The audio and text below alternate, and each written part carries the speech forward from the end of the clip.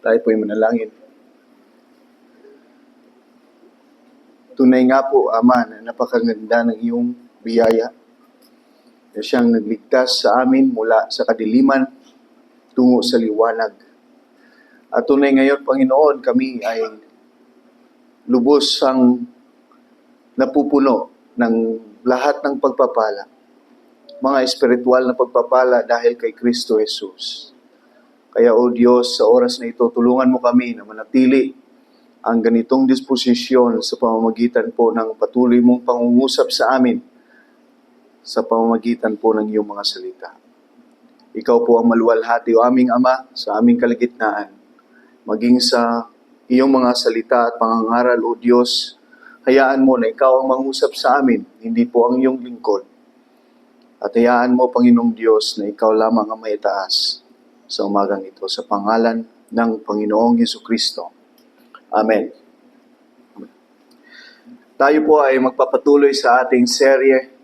We are in our study on the book of Matthew, the Gospel of Matthew, and we are now particularly sa tinatawag nating Sermon on the Mount, and we are at the very last part or the concluding part of the Sermon on the Mount, the sermon of our Lord Jesus Christ Himself. Kung merong sermon na gusto ninyong pakinggan, ang pakinggan natin ay ang pangangaral ng Panginoong Jesucristo. And I hope ang ating pag-aaral na ito, bagamat ito'y naging mahaba na, and in fact, this is now a 50 sermons based from our study on the book of Matthew, and we are in chapter 7 on the Sermon of the Mount. Now, let me read to you once again the Sermon of the Mount, chapter 7, and I'll be reading from verse 1. And then ang ating focus for this morning is verse 21 to 23. Matthew chapter 7, verse 1.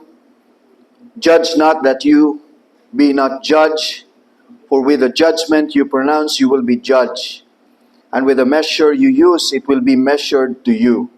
Why do you see the speck that is in your brother's eye, but do not notice the log that is in your eye? Or how can you say to your brother, let me take the speck out of your eye, when there is the log in your eye, in your own eye? You hypocrite!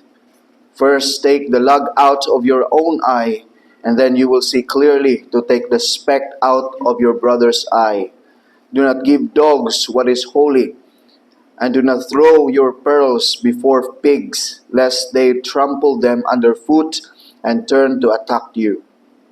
Ask, and it will be given to you. Seek, and you will find. Knock, and it will be opened to you. For everyone who asks receives, and the one who seeks finds, and the one who knocks it will be opened. Or which one of you, if his son asks him for bread, will give him a stone? Or if he asks for a fish, will give him a serpent? If you then, who are evil, know how to give good gifts to your children, how much more will your Father who is in heaven give good things to those who ask Him? So whatever you wish that others would do to you, do also to them. For this is the law and the prophets. Enter by the narrow gate, for the gate is wide and the way is easy that leads to destruction. And those who enter by it are many. For the gate is narrow and the way is hard that leads to life, and those who find it are few. Beware of false prophets who come to you in sheep's clothing, but inwardly are ravenous wolves. You will recognize them by their fruits. Are grapes gathered from thorn bushes, or figs from thistles? So every healthy tree bears good fruit, but the diseased tree bears bad fruit. A healthy tree cannot bear bad fruit, nor can a diseased tree bear good fruit. Every tree that does not bear good fruit is cut down and thrown into the fire. Thus you will recognize them by their fruits. Our text for this morning. Not everyone who says to me, Lord, Lord, will enter the kingdom of heaven, but the one who does the will of my Father who is in heaven. On that day, many will say to me, Lord, Lord, did we not prophesy in your name, and cast out demons in your name, and do many mighty works in your name? And then I declare to them, I never knew you. Depart from me, you workers of lawlessness. May God bless the reading of His Word. Now sa ating portion, let me read to you in Tagalog, Matthew chapter 7 verse 21-23 upang maintindihan natin. Hindi lahat na nagsasabi sa akin, Panginoon, Panginoon, ay papasok sa kaharian ng langit, kundi ang gumaganap ng kalooban ng aking Ama na nasa langit. Sa araw na iyon ay marami ang magsasabi sa akin, Panginoon, Panginoon, hindi ba nagpopreseya kami sa iyong pangalan at nagpalayas ng mga demonyo sa iyong pangalan? At ang iyong pangalan ay sa iyong pangalan ay gumawa kami ng maraming gawang makapangyarihan. At kung magkagayon, ay papahayag ko sa kanila, hindi ko kayo kilala kailanman. Lumayo kayo sa akin, kayong mga gumagawa ng kasalanan. Nakaraang mga linggo, mga kapatid, we saw the breaking 30 hours procession ng translasyon. And of course, we are not to judge them because I believe some of them, ang ilan sa kanila ay very, very longing for help. And in fact, I knew, because my background is Roman Catholic, it was indeed isang dream ng mga taga-province to join translasyon. Dahil gusto nilang maranasan ang iisang pagkakataon sa isang taon na magkaroon ng ganitong pagsamba dahil sa kanilang paniniwala na magkakaroon sila ng kagalingan sa kanilang karamdaman.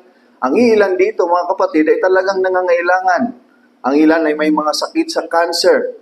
Ang ilan ay may mga talagang karamdaman na terminal na karamdaman, and then they're waiting for that moment to join to that procession, just to throw the handkerchief and pupunasan lamang at para maging yan ang kaparaanan ng kanilang kaisipan, kagalingan. Now, if you look at them, mga kapatid, this should burst your heart into tears and pray to God na sa kanilang buhay ay makita nila ang tunay na pananampalataya kay Kristo Jesus. We claim in our country almost 88 to 91% of the Philippine population who identify as Christian. Napakaraming percentage ito, mga kapatid, kumpara sa ilang mga bansa. Ngunit we know from the very text that we read, and millions or if not billion who profess Christ with their lips, and yet their lordship or Christ's lordship is often absent from their daily lives. At sinasabi ng Panginoong Jesucristo dito, it is so clear. Wala nang kailangang exegesis. Wala nang kailangang exposition from the text. We love exposition because we're reformed. Wala nang kailangang balibaltarin natin with all the intricacy of interpretation whatsoever. We are clearly commanded and we are clearly stated by the Lord Jesus Christ na hindi lahat na nagsasabi na siya ang Panginoon ay kanyang tinatanggap. And that is very telling, a very sobering truth. Isa sa pinaka-nakakatakot at pinaka-nakakagulat na pahayag sa buong Biblia na may mga tao na mag-iisip talaga na nagsasabi sila na Lord, Lord. And yet Jesus would one day say, depart from me. I never knew you. And that's my message, mga kapatid. Ang pagpapahayag lamang sa ating pananampalataya, nagsasabi tayo na tayo ligtas, hindi yan sapat upang makita at maranasan natin ang tunay na kaligtasan. Ang tunay na kaligtasan ay darating lamang sa pamamagitan ng bagong kapanangakan. That you must be born again, the Lord Jesus said to Nicodemus. This is how you can enter the kingdom of heaven. He asked the question to the greatest teacher ever lived in this planet. And Jesus said, you will never know. You need to be born again. You need the power of the Holy Spirit to come in your life and make you alive in Him. So mga kapatid, hindi ito sa method, hindi ito sa decision natin, hindi ito nakabase kung anumang tindig natin, anumang status, anumang pagkakilanlan natin sa lipunan. Ang kaligtasan ay sa pamamagitan lamang ng gawa ng Diyos sa atin, sa pamamagitan ng banal na Espiritu. Siya ang nagbubukas ng ating mga paningin. Siya ang nagbubukas ng ating mga puso, nagbibigay ng pusong laman mula sa mga pusong bato. And my message for us this morning, na isang hamon para sa atin, that in that final day, not everyone who professes Christ will belong to Christ. This is the message of Jesus Himself. In fact, He is considering this as the concluding statement of His challenge. Di ba? Pag isang mangangaral, and if you're a faithful preacher, you need to challenge your hearers. Sinabi mismo ng Panginoong Jesucristo, as you read earlier, enter to the narrow, or go to that gate, which is so narrow. Go to that path that is narrow. Enter the narrow gate. Enter the narrow path. It is hard. And Jesus is saying, you choose that narrow path. He is not just saying, you know what, you have any choice. You have these options. Two options. Marami kayong pwedeng gawin. O dalawang bagay ang inyong lulusutan. Ang sinabi ng Panginoong Jesucristo, this is what I need you to do. You choose life. Choose that narrow gate. Choose the narrow path that leads to life. Dahil napakaraming mga tao ang pupunta doon sa daan ng kapamakan. Yan ang sinabi ng Panginoon. Maraming mga tao, in other words, majority is not always right. We think that majority is always right somehow. Or sometimes. But sinasabi ng Panginoong Hesus, hindi lahat. Akala ninyo na marami ang makapunta. Akala ninyo na marami nang pumipili sa daan na ito. Ang sinasabi ng Panginoon, hindi lahat, because only few people found it. And that's the challenge that I'm going to give you this morning. Sa huling paghuhukom, hindi lahat ng nagpapahayag ng pananampalataya kay Kristo ay magiging kay Kristo. There are many negative aspects in this text. Kung mapapansin niyo mga kapatid, judgment, ang paghuhukom, deceived people, self-deceived people. You can see the picture of self-confidence, no? Sinasabi, hindi ba kami ay gumagawa sa iyong pangalan? You can see in this text the work-based salvation and the declaration of our Lord Jesus Christ, you depart from me. It's a very negative statement. Depart from me, you lawless people. Walang utos, walang pagsunod sa kalooban ng Diyos. Yan ang kanyang deklarasyon.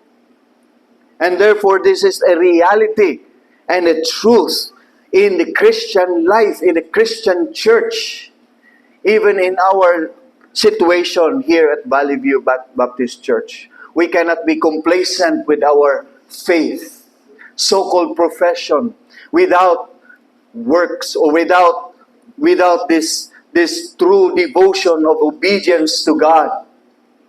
Words are not enough for God. Works are not enough for God. Kung hindi nangyayari ang pagkilos ng Diyos sa ating mga puso, hindi tayo makapagbibigay ng kaluguran sa Diyos. And that's my challenge, mga kapatid. And let me give you two specific attitude or feeling, if I use that word.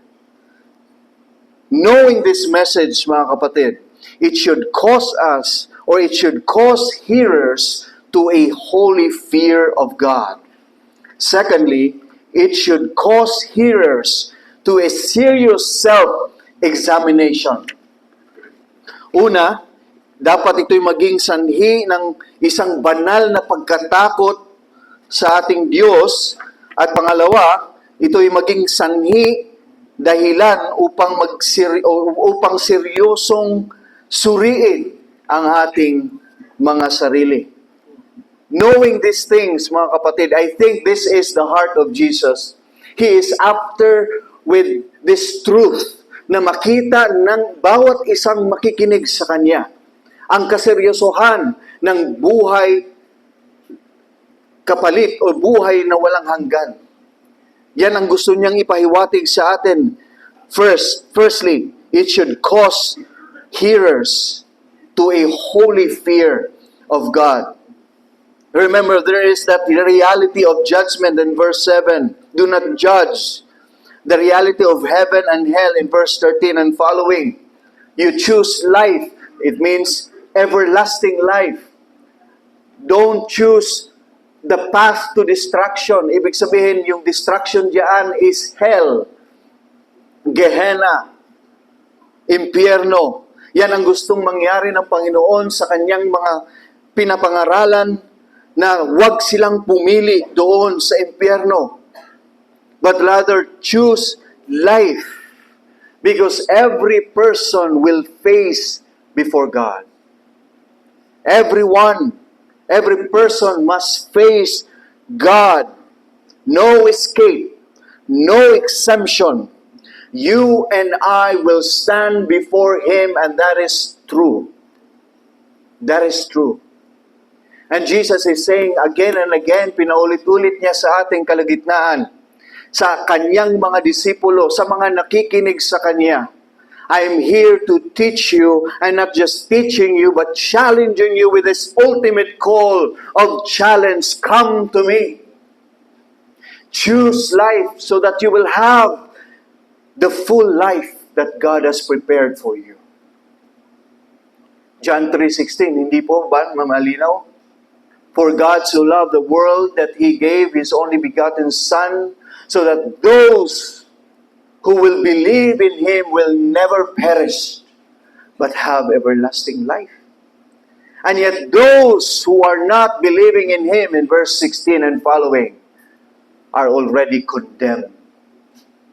Yan ay isang nakakatakot na statement ng Panginoong Jesucristo, mga kapatid.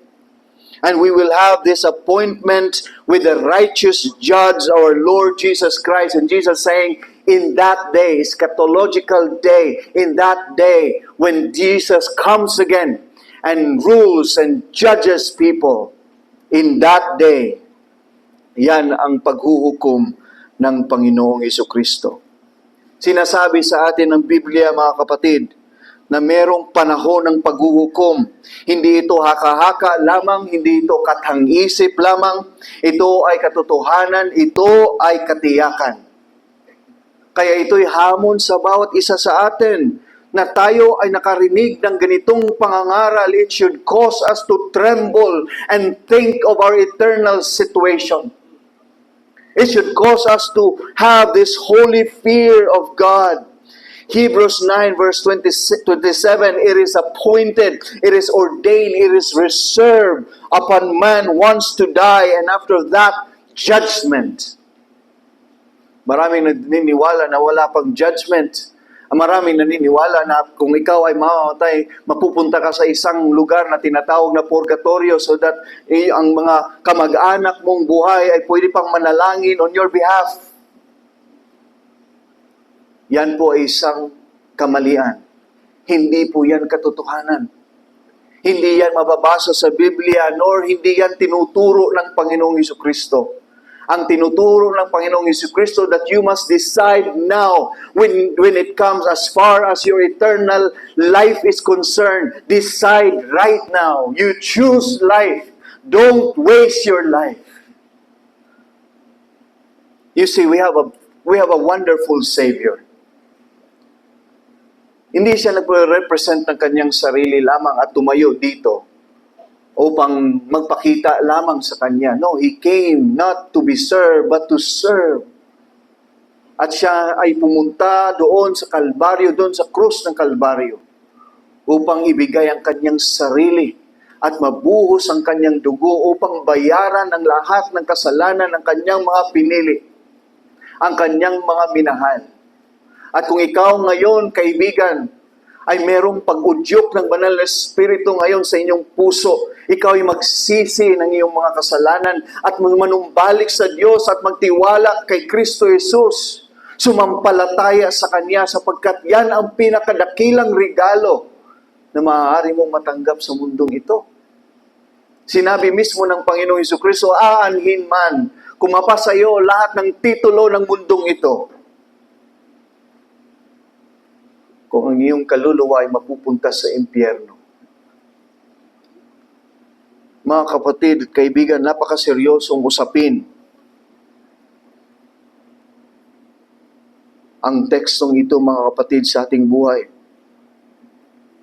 Isang pagkakataong lamang mabuhay, isang pagkakataong mamatay, isang pagkakataong tumindig sa hukuman, sa harapan at hatol ng Diyos. It will never be repeated. You will never have another chance. This is not a game. This is not a simulation, a testing period. No.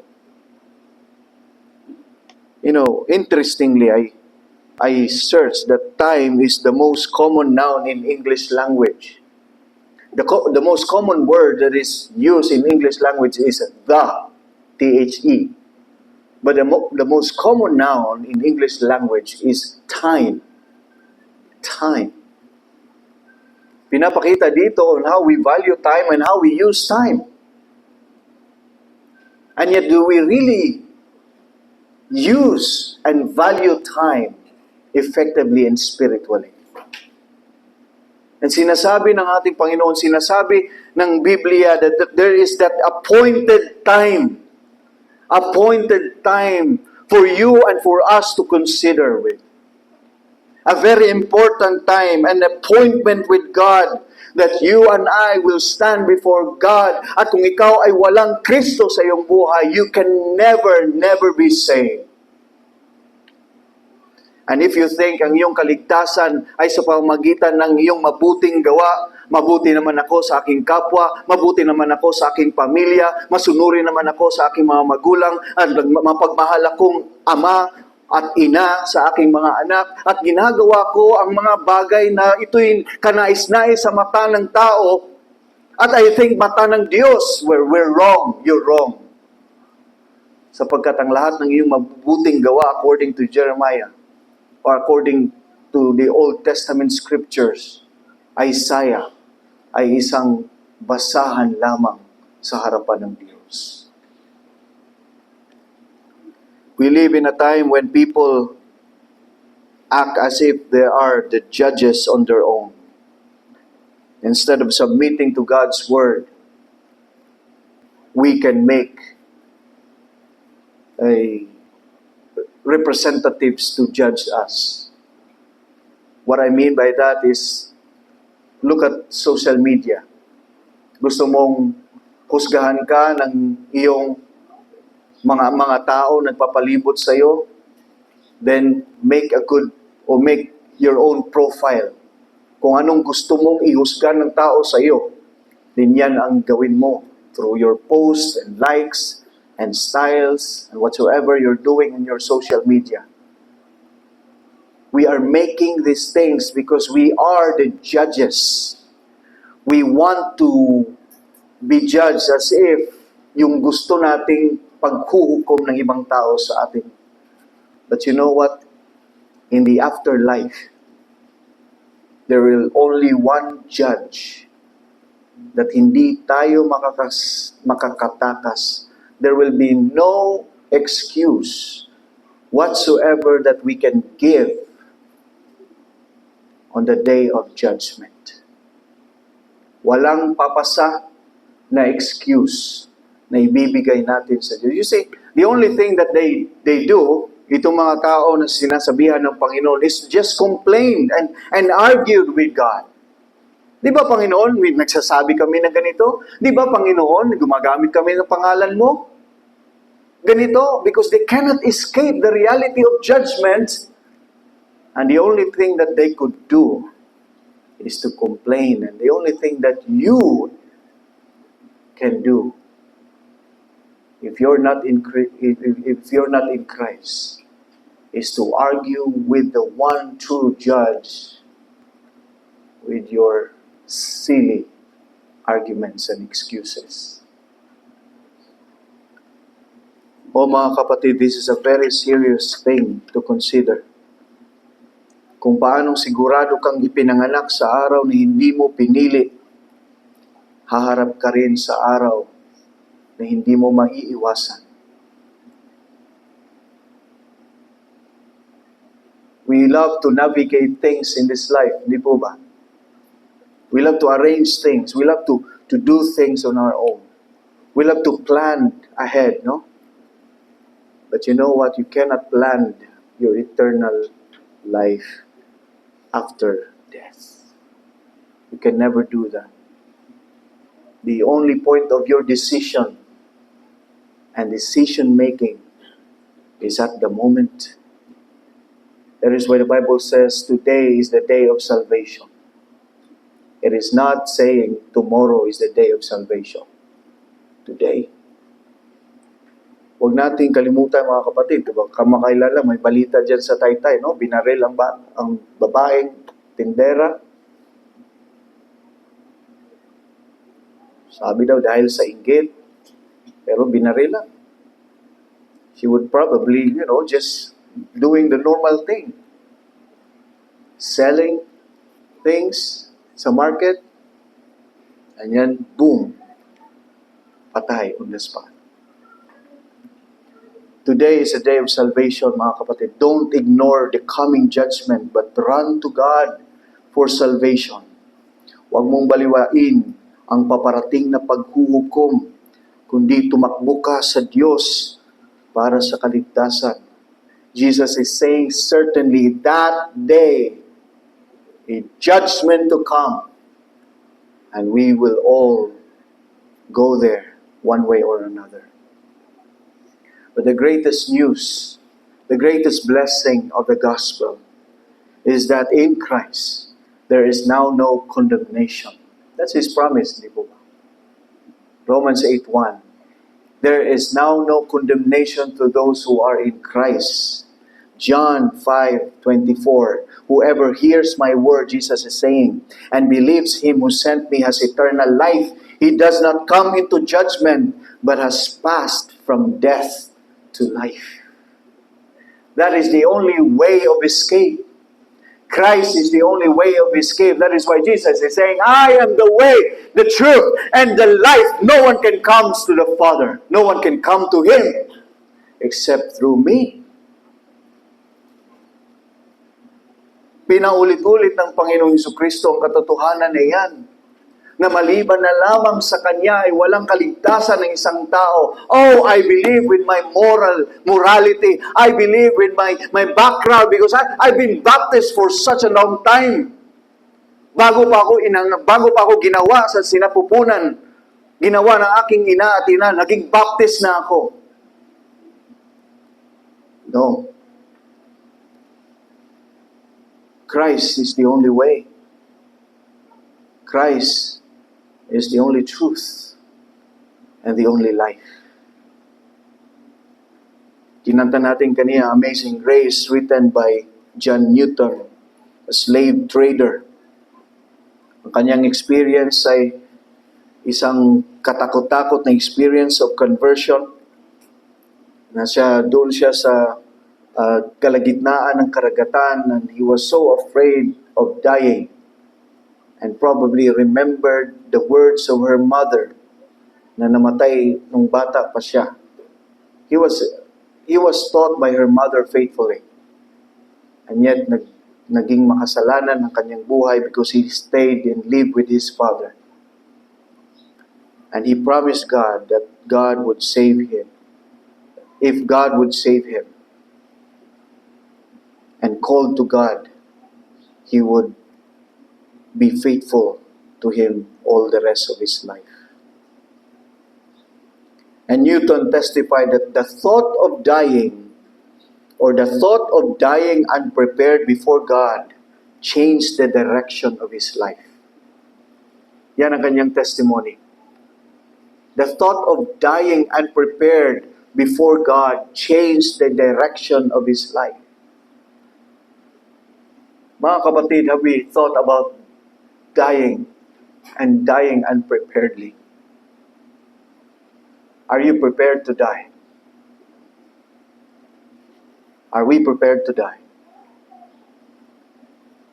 And after all, saan ba tayo ililigtas ng Diyos kundi sa puot at galit ng Diyos? Hindi tayo ililigtas ng Diyos sa puot at galit ni Satanas. Si Satanas ay makararanas ng puot at galit ng Diyos at kasama sa lahat ng hindi nagtitiwala sa Kanya. Sa lahat ng tumalikod sa Ebanghelyo ng Panginoong Jesucristo, 1 Thessalonians, ay makakararanas kasama ng mga anghel ni Satanas sa kapuutan at galit ng Diyos. O mga kapatid at kaibigan, nawang sa katotohanan nito ay ito'y maging tunay na magkaroon ng sanhi sa ating mga puso ng isang banal na pagkatakot sa Diyos, to really consider the eternal life. And secondly, it should cause hearers to a serious self-examination. Maging dahilan upang seryosong suriin ang ating sarili. Remember, Jesus is teaching here not to the cult, no? Hindi sa mga hypocrites, hindi sa mga taong hindi nagtitiwala sa ating yung talamak na tumatalikod sa Panginoon. No, He is teaching this to His disciples. In fact, Jesus is so concerned, marami siyang mga warning, sunod-sunod na warning, babala sa mga kanyang mga disipulo. Pumasok kayo sa makipot na pinto, pumasok kayo sa makipot na daan, lumag-ingat kayo sa mga huwad na mga guro na siyang nagtuturo sa inyo at they're deceiving you by their teachings and by their lives. And Jesus is saying, you know what? You need to be careful also with your own self, with your own presumption. One commentator saying, Robert South, it is common saying that where despair has slain its thousands, presumption has slain its 10,000s. Ibig sabihin, kung tayo nag-umaasa at maling akala na tayo ligtas, ay maraming napupunta sa impyerno sa maling akala.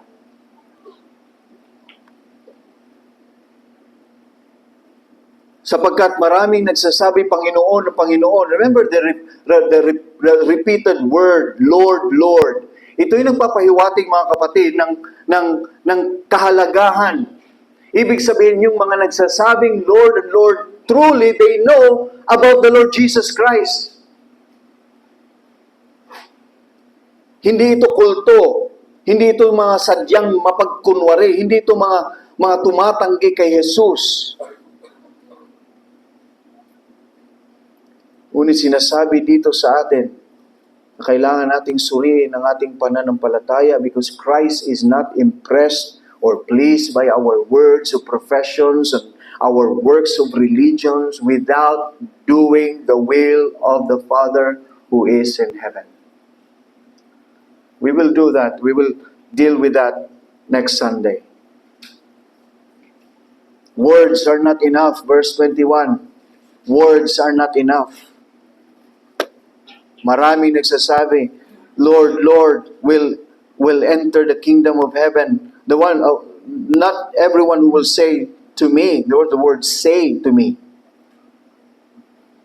but the one who does the will of my Father who is in heaven. And their argument, have we not prophesied in your name? Have we not cast out demons in your name? Ibig sabihin talagang naglilingkod sila sa Panginoon. Tapat ang kanilang paglilingkod sa Panginoon without true repentance, without true conversion. And Christ is never impressed by our own words of profession without the heart of obedience to God, without the heart of being faithful to follow the will of the Father who is in heaven. Without listening to the commandments of God and commandments of Christ, without obeying in holiness, without obeying in sanctification.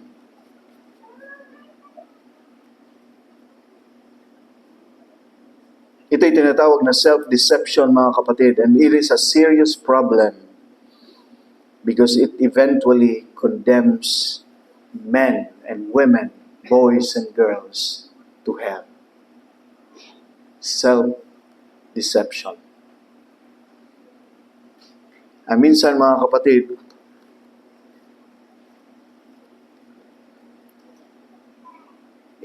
being deceived with our own self is so persuasive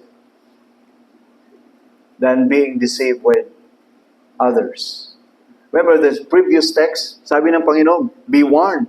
May mga tao, may mga maling tao, may mga peking tao na magdideceive sa inyo. And here in our text, Jesus is telling the issue about us being self-deceived by our own selves.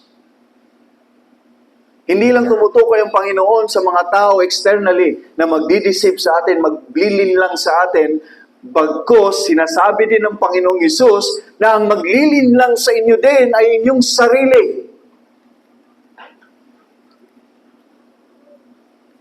It is a more persuasive person. You, me. And that's a serious problem. Let me give you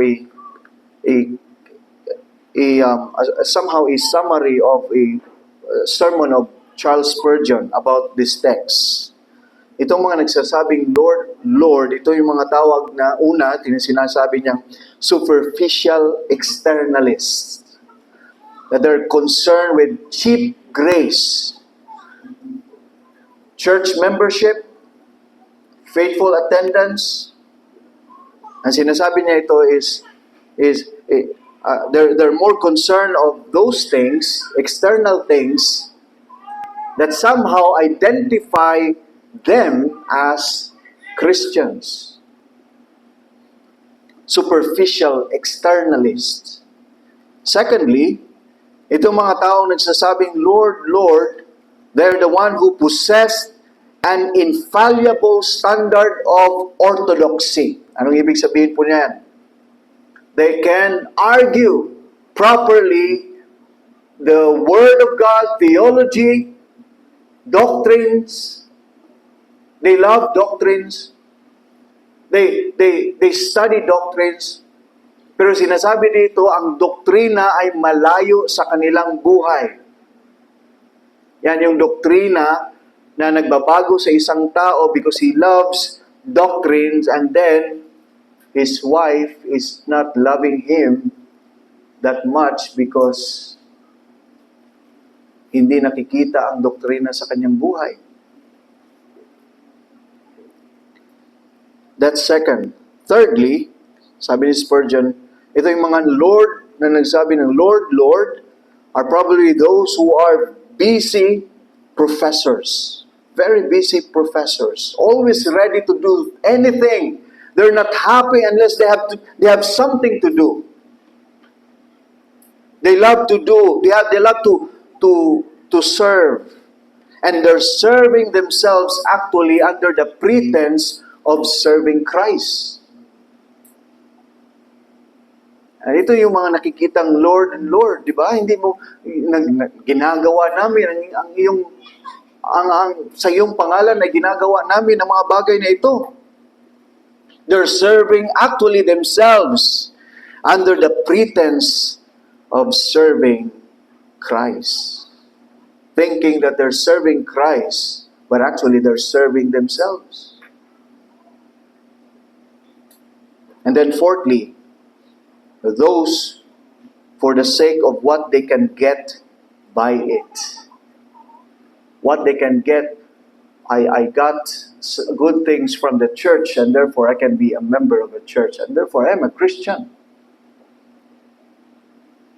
Dahil nag-benefit ako sa aking kapatid, nag-benefit ako sa iglesia, then it's a good thing to be a Christian pala. Yan yung assessment ni Charles Spurgeon. And there are many more. Lastly, the Sunday Christian. As long as faithful ka sa isang araw, sa isang linggo, Sunday Christian.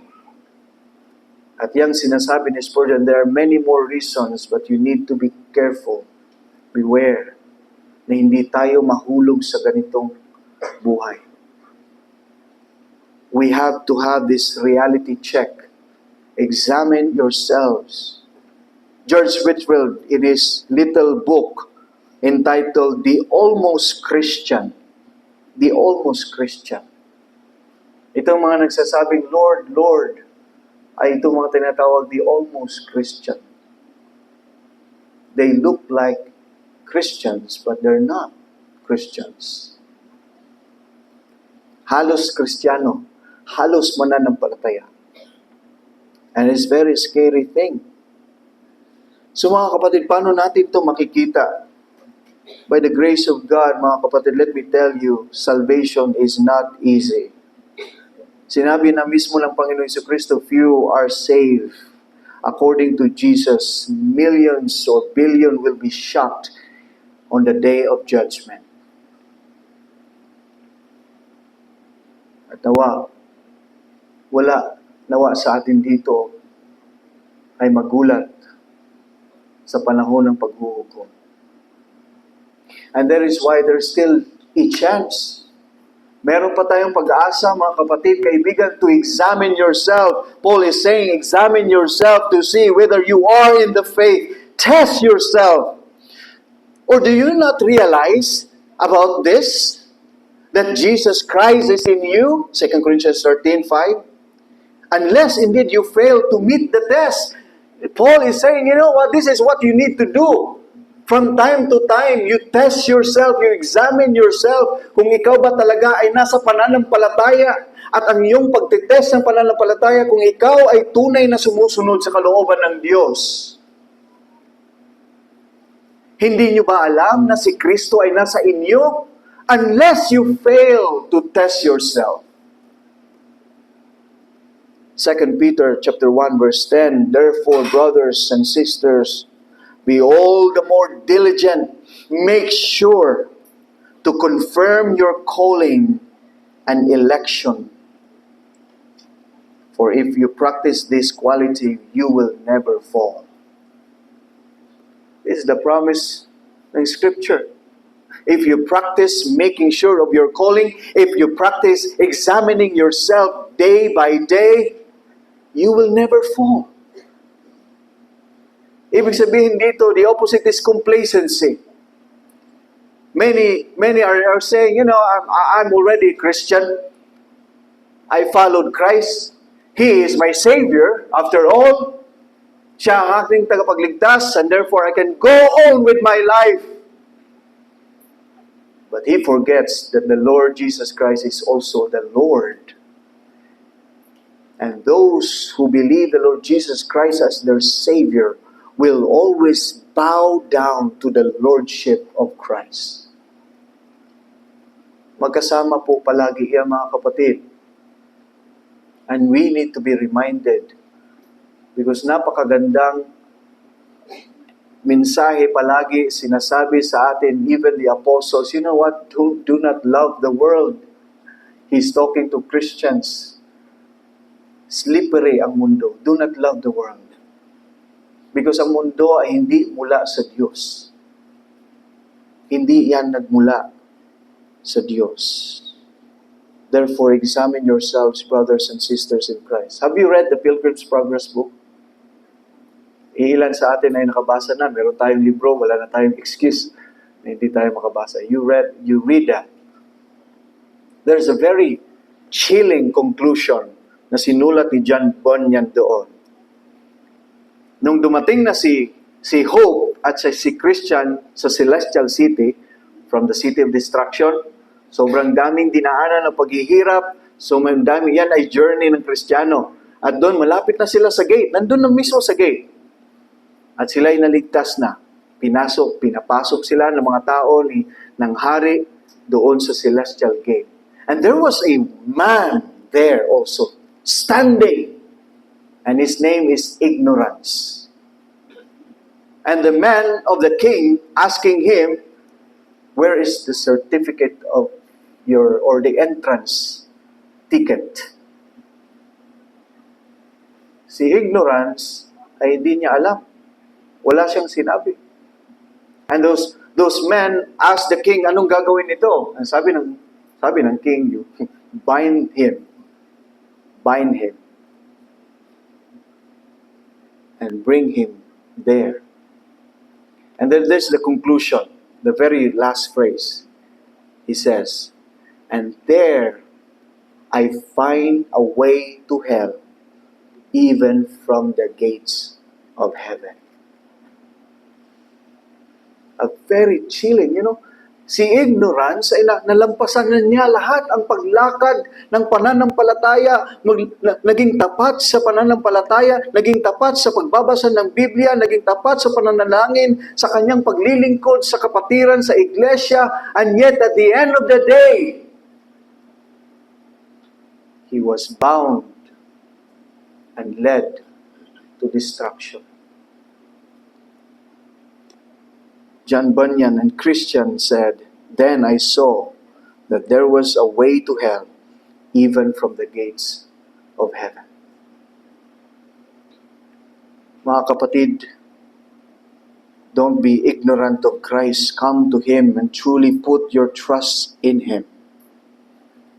Be known by Him. Hayaan mo ng Panginoong Jesucristo ang siyang maghahari sa iyong buhay. So that we will never be shocked in heaven.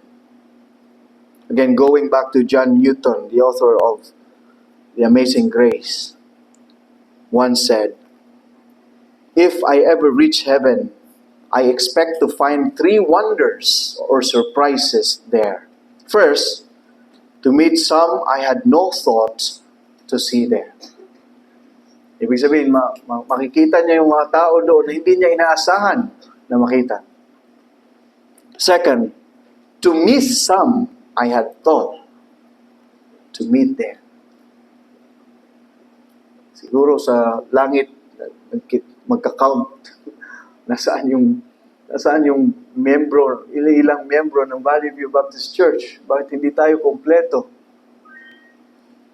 And then the greatest wonder according to him is to find myself there. There's the balance.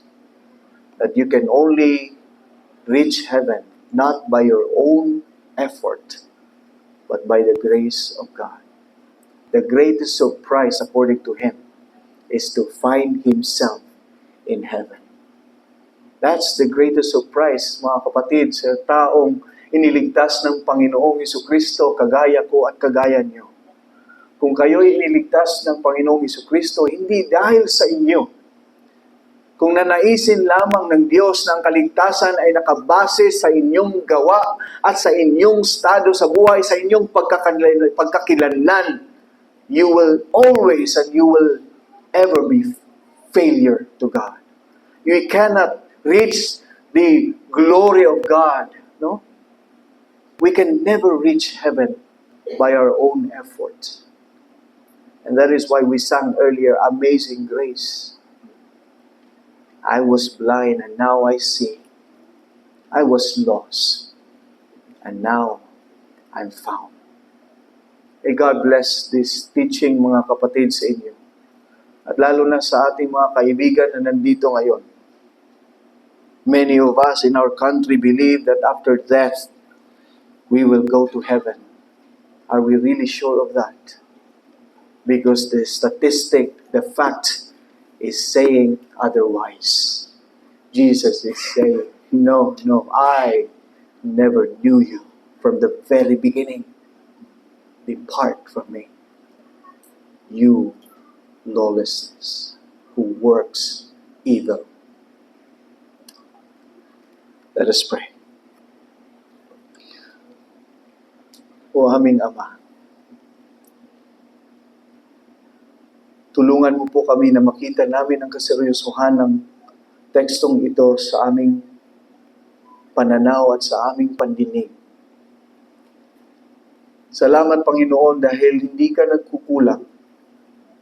Patuloy mo kaming tinuturuan ng iyong mga salita, hinahamon, hinihimok sa kaligtasan, inaangat, O Diyos, mula sa kaliliman. O aming Ama, kahabagan mo po kaming lahat na nandito ngayon, na tunay naming masuri ang aming mga sariling pananampalataya at tunay kaming tumugon sa tawag ng pagsunod sa kalooban ng aming Ama na nasa langit. At higit sa lahat, O Diyos, sa mga bisita, mga kakilala namin dito na hindi pa nagpahayag ng kanilang pananampalataya kay Kristo, ito'y nakakatakot-takot, O Diyos. O aming Ama, Ikaw lamang po ang makakagawa nito. Tulungan mo ang aming mga anak, mahal sa buhay, mga magulang na wala pang kaugnayan kay Kristo Jesus, mga bisita na patuloy naming nakakasama linggo-linggo, sa mga tao na wala pang kaugnayan kay Kristo Jesus, maging labas ng aming iglesia. O aming Ama, ipagkaloob mo po ang kaligtasan, sapagkat ninanais din namin, O Diyos, na sila rin po ay makasumpong ng kaligtasan. Hayaan mo, O Diyos, na kaming lahat ay magkakaisa at sama-sama sa langit, kung saan makakasama namin ang aming Panginoong Jesucristo. What a wonderful truth and what a wonderful reality it would be to be one together as we are one here on earth, one in heaven. Bless us, Lord. Be with us with the application of these things. And we pray this in Jesus' name. Amen.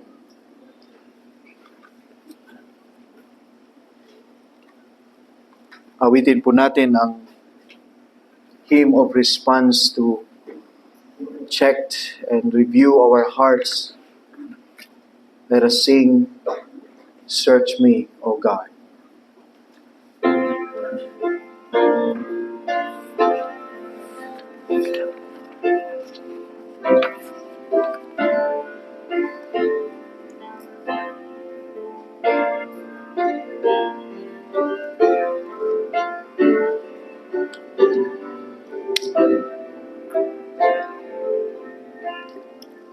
Search me, O God, and know my heart today. Try me, O Savior, know my thoughts, I pray. See if there be some wicked way in me. Cleanse me from every sin and set me free.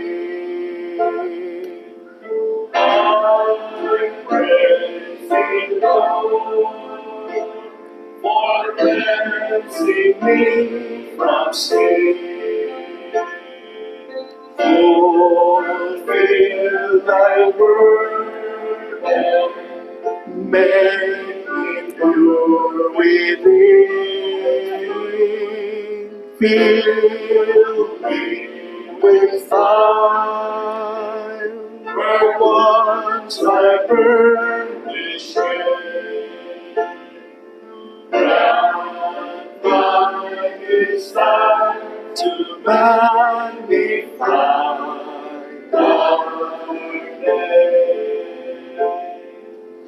Lord, take my life and make it holy thine. Fill my poor heart with thy great love divine. Take all my will, my passionate self and pride. I now surrender, Lord, in thee. I request everyone to please stand. Holy Ghost, revive what comes from thee. Send our revival, start the work in me. Thy word declares the wills of thine are near. For blessings now, O Lord, I humbly. Now to him who is able to keep you from stumbling and to present you blameless before the presence of his glory with great joy, to the only God our Savior through Jesus Christ our Lord, be glory, majesty, dominion, and authority before all time and now and forever. Amen.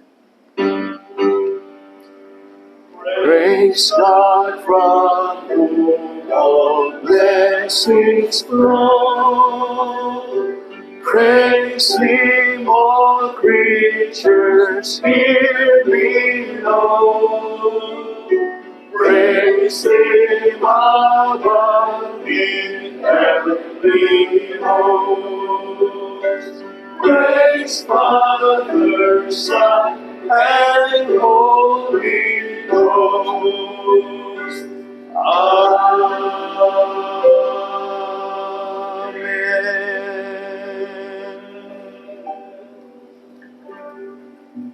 Dito po